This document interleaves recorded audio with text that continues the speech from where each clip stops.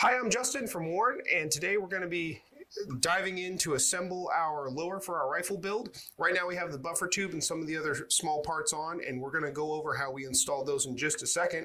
But I wanted to note that when parts come back from Cerekote, commonly you will get coating inside a lot of the surfaces. So it's a good idea to go back through in some cases with either a drill bit or something else if you have to remove any of that Cerekote for some of your parts to fit together. Typically, your takedown pins may fit pretty tight if it was a tight tolerance to begin with, like it was in this case. And some of the other pinholes, typically for your trigger and maybe your safety selector, might be tight as well. And you just need to chase back through and remove some of that coating so they can function correctly. So we're going to dive into installing our buffer tube. For this, since we're using one of the JP silent captured buffer springs, we do not need the buffer detent like you would typically use with a traditional buffer. So we're going to install our rear takedown pin and the detent and spring.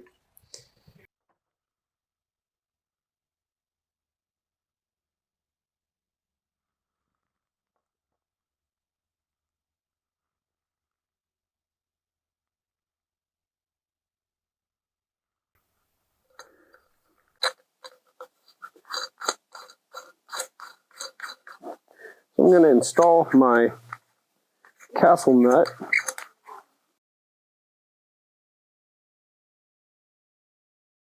and the retaining plate.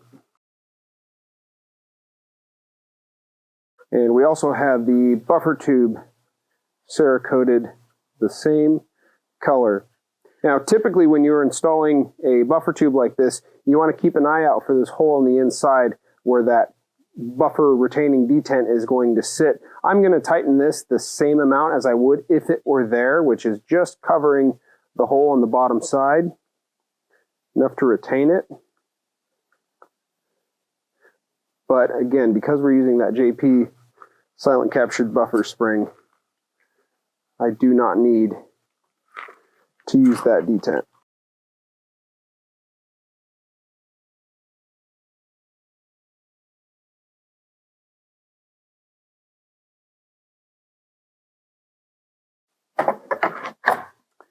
So now we're going to tighten the castle nut with the appropriate wrench.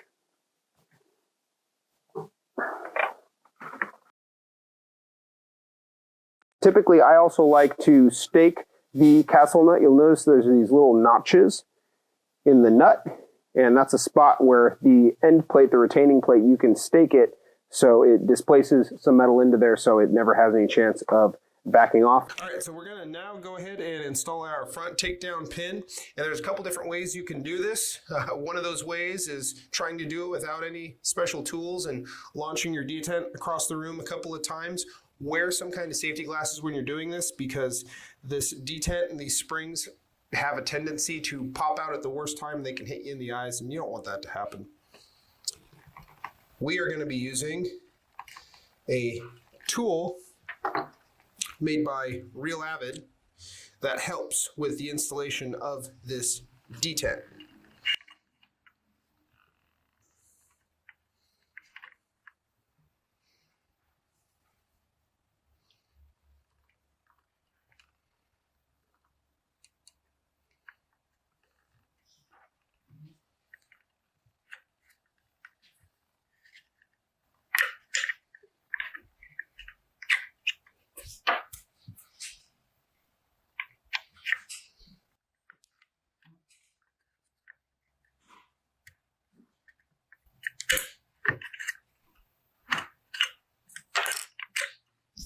Easy as that.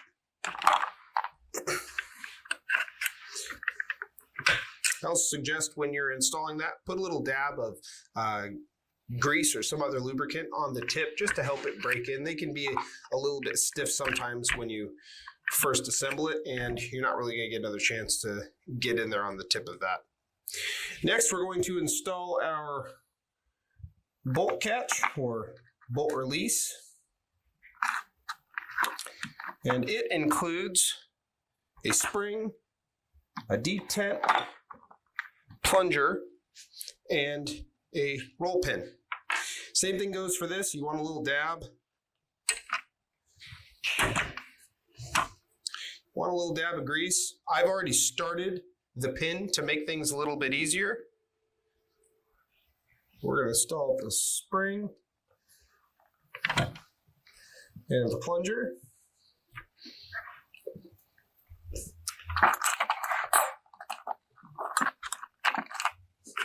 And again, some tools to make things a little bit easier on us. These are a punch that is specifically for this pin, and you actually have the punch and a starter punch that the pin will actually fit inside for starting it. We've already used that to get that started. So I'm going to come around the other side of the bench.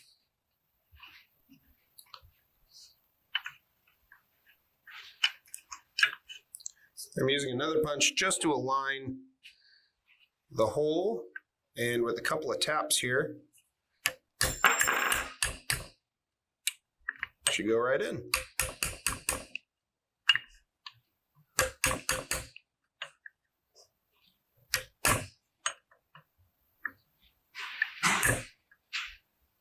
Perfect.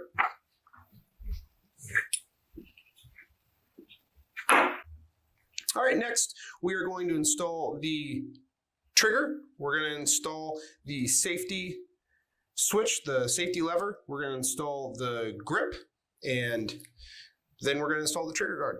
It's important to note with a drop-in trigger like this one being a Timney, is that there's 2 set screws. So pay attention to your installation instructions. Not all of the drop-in style triggers are the same. In this case, there are 2 set screws that are going to push against the bottom of the lower receiver here, and that's going to actually keep tension on this trigger. If you don't do that right, the trigger can move around, and you do not want the trigger moving in the receiver as you're trying to use it.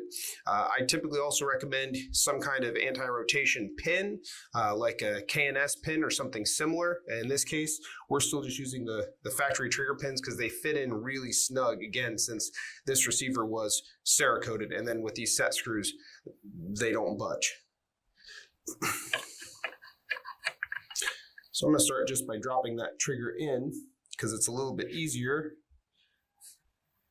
to install our safety. And we're just using a standard mil-spec style safety selector. And we're going to drop that in. Then our detent.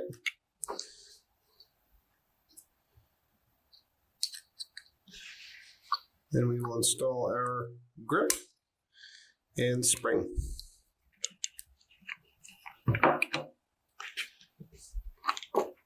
Again, just like with the other detents, it's a pretty good idea to put a little drop of grease on the tip of that, just to help things break in.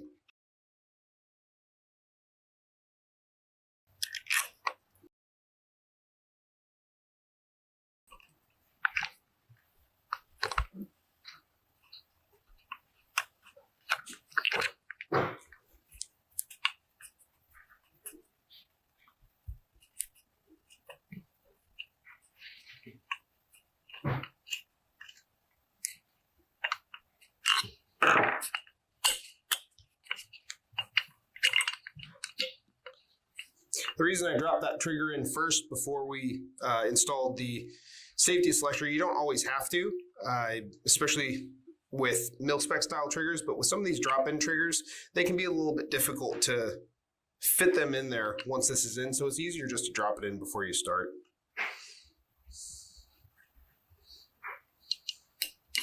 We'll install our trigger pins.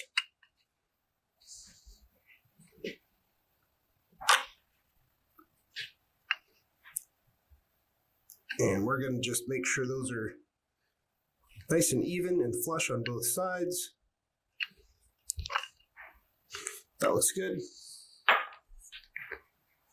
So with this style of trigger, there are 2 springs on the holes, and you got to kind of push them out of the way to get the wrench in, and it doesn't take much to snug them up. But you want to tighten those 2 set screws. And now our trigger is held in place and our safety is functioning correctly. Next, we're going to install our trigger guard. In this case, we're using a Magpul. I think this is an MOE, and there's a couple different versions of this. This one actually has nothing but set screws to tighten. Some of the older versions had a roll pin that had to go through. Be very careful if you have a trigger guard that uses a roll pin, driving it in. These little ears can break pretty easily, so use the right fixture if you're using one that you actually have to drive a pin through. This one's really easy because it just uses 3 of these set screws to hold it in place.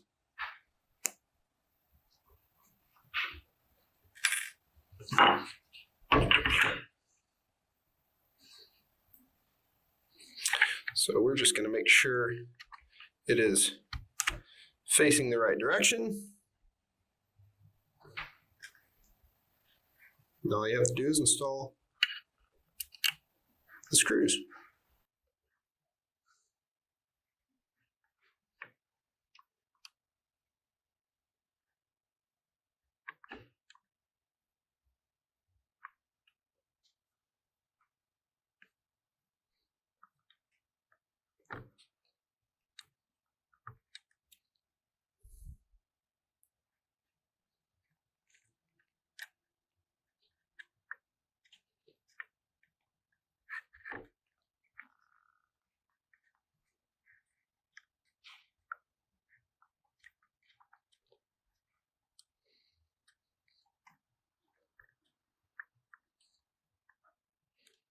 So now all we have to do is install our magazine release. This one is really simple and easy, and this is again just a mil-spec magazine release. You just drop it into the hole. On the other side, we put on our spring, followed by the button itself to get it started. And then we're going to use a tool. In this case, I'm just going to use this wrench because it's handy. And we're going to push it below the surface and tighten it to our desired tightness. And that feels good. So there we have the completed lower with our JP silent captured buffer and our Brownells stock.